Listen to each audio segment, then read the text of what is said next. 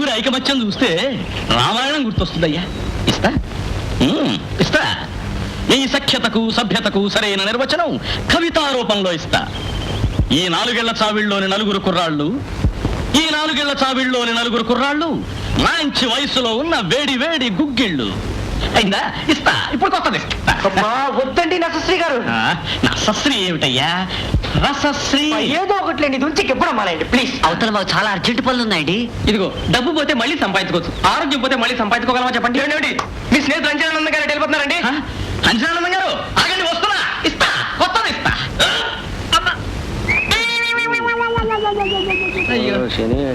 రామా. సుబ్బారావు ఏం చేస్తున్నారు? యథాసనం వేస్తున్నాను. మీ బొంద తేలికైన ఆసనం అనే. అయినా గుమ్మం ముందు అలా పడుకోకండి, అవాచకం. ఎవరన్నా చూస్తే ఏమన్నా అనుకుంటారు. అలాగంటారా? సరే.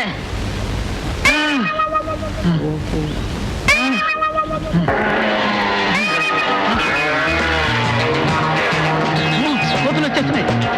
లోపలికి పోవే. కూలేదు బాబు, అంతా లాసు. లోపలికి వా. బాబు ఉండండి. ఇదిగో బాబు, మా వారు రాత్రి నన్ను హిందీ సినిమాకి తీసుకెళ్లారు. ఇప్పుడు అవన్నీ వీళ్ళకెందుకు? అబ్బా ఉండండి. అందులో మీలాగే 4 కుర్రాళ్ళు ఎంత బాగున్నారో. ఆ 4 కుర్రాళ్ళు ఓ అమ్మాయిని ప్రేమిస్తారనమాట. ఆ అమ్మాయి పేరు నా పేరే, అనసూయ.